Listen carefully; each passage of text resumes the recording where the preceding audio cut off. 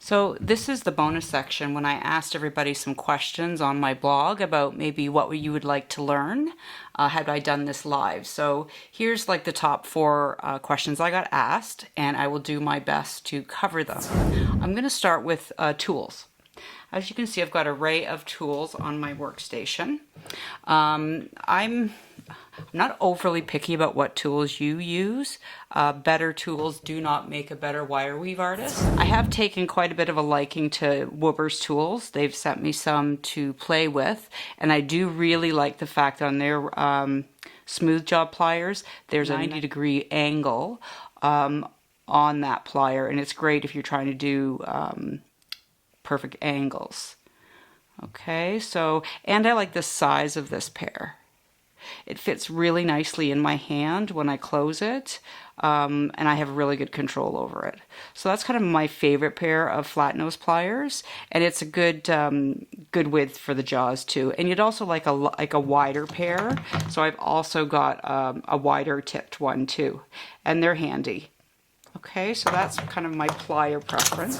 As you can see in the tutorial, I have what are called concave ones, and they're stepped. So that means each section you will see is the same dimension from tip to tip, and then it'll step up to a new size and a new size. The inside is concave, which means the second you push wire into this, it's already starting to make that shape. So if I press down, see, it already starts to arch it. So you're halfway there when you're doing any round nose plier work. They're easy to handle. Again, I like how they fit in the hand, but regular round nose pliers are just as good. The only difference is I can make exactly the same size over and over again without having to mark the jaws, so I know where I wrapped around the time before. The only thing I care about is you need a really good pair that have the beautiful deep tips that these have. You want it nice and pointed and sharp. If you get ones that are more stubby, the ones that you'll find in the department stores, those are just meant for standard wire cutting, and they're fine for just cutting wires. But getting in deep and trying to cut out a wire that's dug itself in there, these are much more practical, and you can still find them very inexpensive. Again, it's kind of on the same concept as those stepped round nose pliers I had shown you.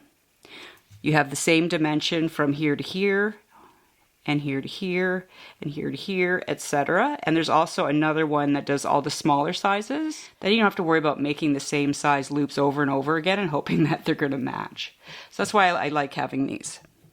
And before that, I just used a bunch of different pencils and pens and markers that gave me the same dimension. Another one of my faves is, everyone that knows me, this is what I call my pointy tool. Yes, I do now know it's an awl. It is my pointy tool, so when I'm working on something and say I want to get in and poke into something, into one of the weaves, like right here, if I had to feed a weaving wire through to secure something, that's what these are really good for. You can poke in between a weave and wiggle a little wire in there. So these are very handy to have too. You can also use a pin and make a makeshift handle for them, works the same way. And I know this seems silly, but a Sharpie marker. The difference between a Sharpie and, say, a standard black marker is if you're balling the end of wire and you're trying to make them all the same size, if on fine silver you mark it with a Sharpie marker, you'll see a faint halo of where that mark was once you heat the wire up. And Sharpie is the only one that you will see after it's been heated. So that is my preference for a marker. I've gone through so many metal rulers rubbing off all the numbers, I've gone to plastic. But in the big scheme of things, I'm really not a huge tool advocate. Like I said, I have thoroughly enjoyed using the Wobur's pliers that I have received, and I've been having fun playing with them. But if that's not in your category, don't even worry about it. Just whatever you can get at Walmart or any of the discount stores, they make great tools too. The next question I get asked quite a lot is, what am I working on next? Here's a prime example. This scarab came in as a special order. I always like to try and stylize them completely different and make it special for that person that's ordering it. So you see I've used gold filled wire, and this is all 999 silver. I'm a purist. I don't believe in plated silvers. That's just me. And I prefer 999 because there is no copper content in it that will make it tarnish quickly. So that is the benefits of that. I will use a gold filled as opposed to, say, a plated gold. The plated gold has a very, very minute amount of gold that covers the copper core, whereas the filled has, I think, 100 times the amount of gold on it. So working with it, it's much harder to chip anything off. And as of today, knock on wood, I have not had any of my gold filled ones flake off or discolor. So as you can see, there was some fusing involved. Each of his little wing arms are fused together. Those are hammered, paddled ends. I made his little beetle frame out of argentium silver, which is another great silver to use. It's much stiffer, but you can fuse it together just by adding heat. You don't have to add solder. I like to add a little bit of solder sometimes just to, for my benefit, to know everything's sticking together well. And I fused this little tiny ball onto the top there. It's not sewn in, it's a little silver ball I made out of scraps, and I fused it to the top.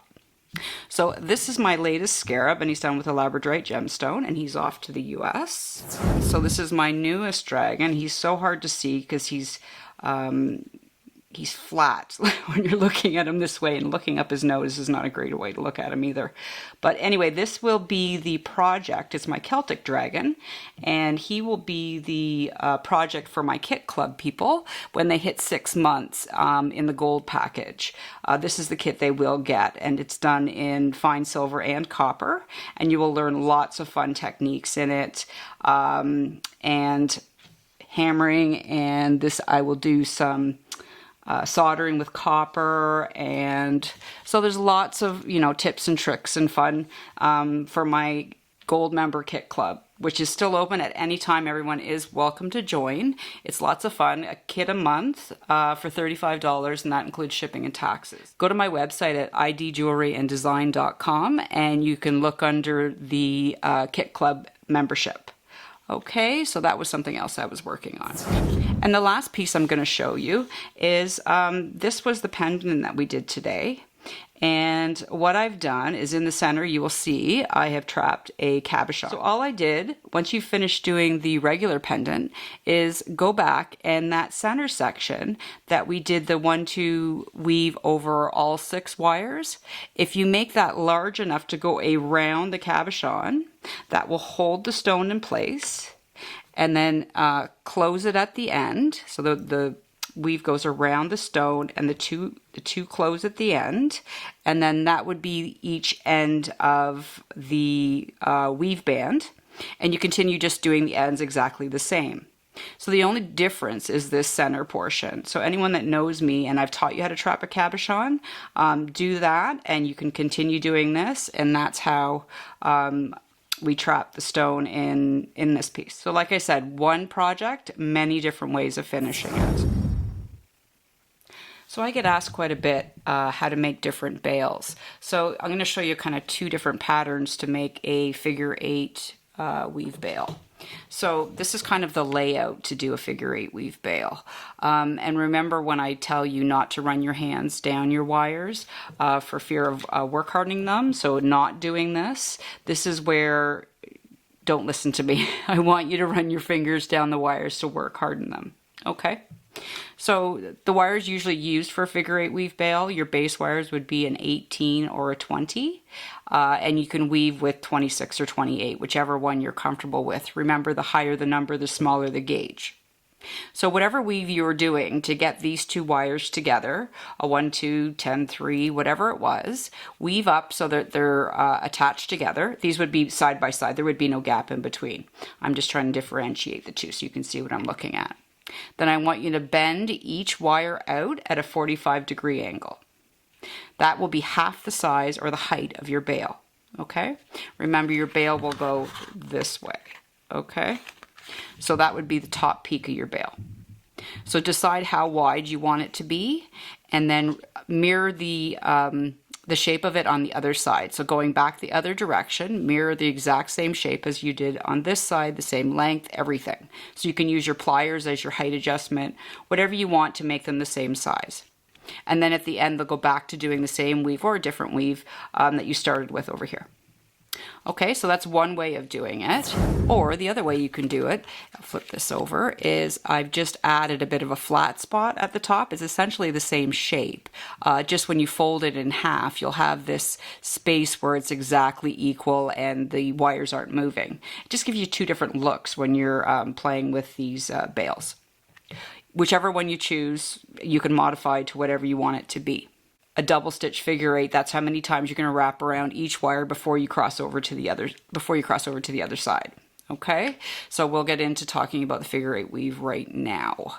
So that's essentially the patterns that we're going to use. So either you want a flat spot at the top where you bend it over, or you don't. And it'll be just perfectly two triangles when you bend it. Okay, so to do that figure eight weave, I'm going to do it on these large scale mandrels just so you can get an idea of what it looks like. And then I will go through the shape and the pattern on some large copper wire just so you get a better idea of what I'm talking about. So if I say I want a figure eight weave done double stitch, that would mean I'd like you to do 1, okay, and 2, and keep them nice and tight together. Now the wire is now coming from underneath. When you add in your next wire,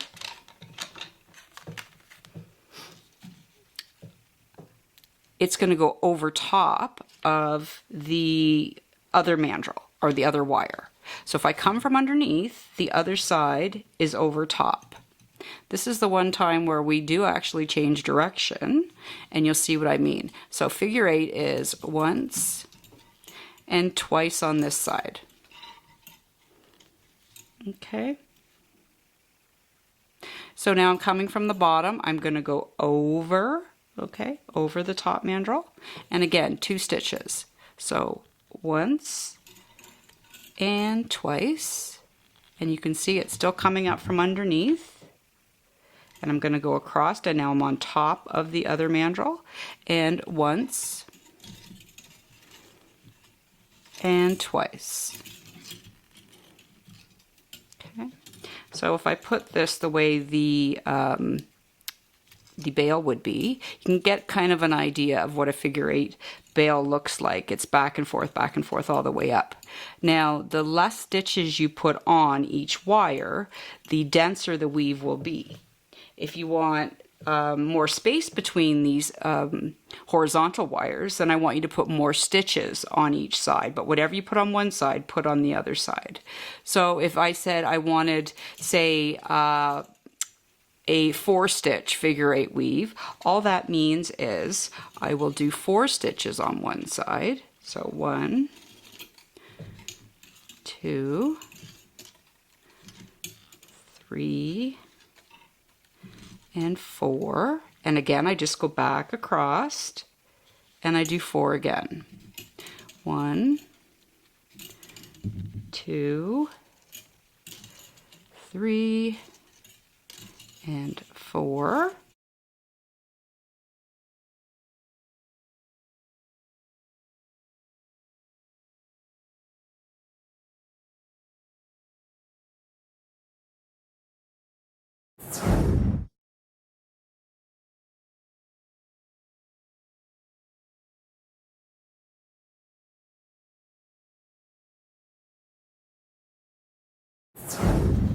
If we look at the lower portion of the mandrels, see how there's a lot of lines going back and forth? That's because there's less stitches on each side.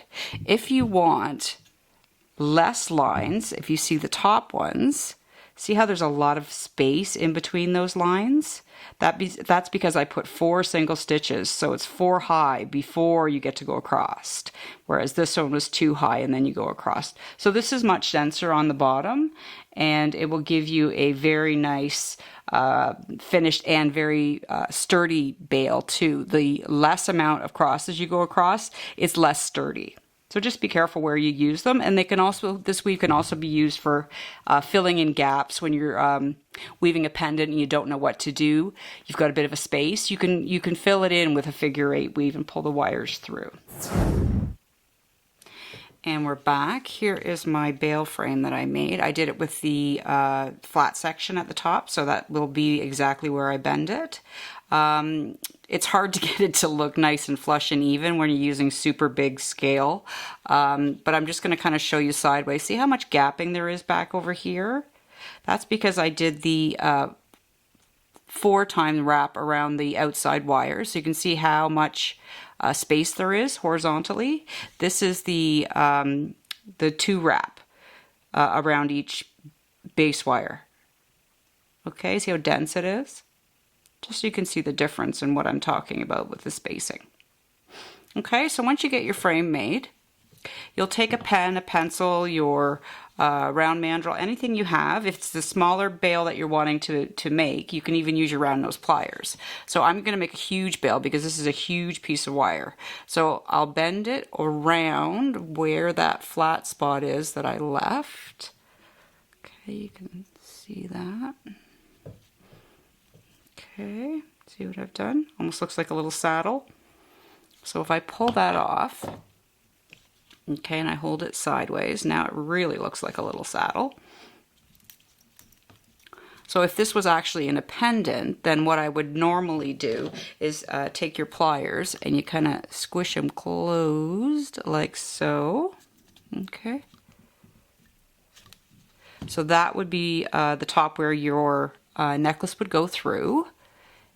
And you would just continue on weaving whatever you were doing with the bottoms of these wires. So continue on. These could be separated and continued into the pendant more like that, however you want to do it. And it's very simple to close. Once you decide what you're going to do with the rest of your wires and where these are going in your pendant, to close that so it doesn't open up on you, just close it together. Take one of your tails from your weaving wire and wrap around 2 or 3 times. Okay, this would close easier if the wires weren't quite so huge. I used 14 gauge, so these are massive wires. So that would close that. And then you would just continue on weaving. I myself prefer doing the flat edge on each side. So this is my preference, if given one. I like that top flat edge. I think it looks better. It gives a nicer finish to it. And you can always also put a weave across the top of it. So you can layer your weaves and that you can have lots of fun with your bales. The more you push down on the top like so, as long as you do it nice and evenly. See how you can start to shape it? You just have to be careful because you don't want to crush or mush your wires. So I hope that takes the mystery out of how you make a figure-8 bale. And if you still have questions, please don't hesitate to ask me what it is that you don't understand or how you want to add this into your next project. I'll gladly help the best I can. So the last one I was asked to talk about is how to put a ball in the end of the wire. And I will be doing that when you move on to the weave tutorial because you'll have to see me while I'm working on it. So that's next. Head on over to the weave tutorial.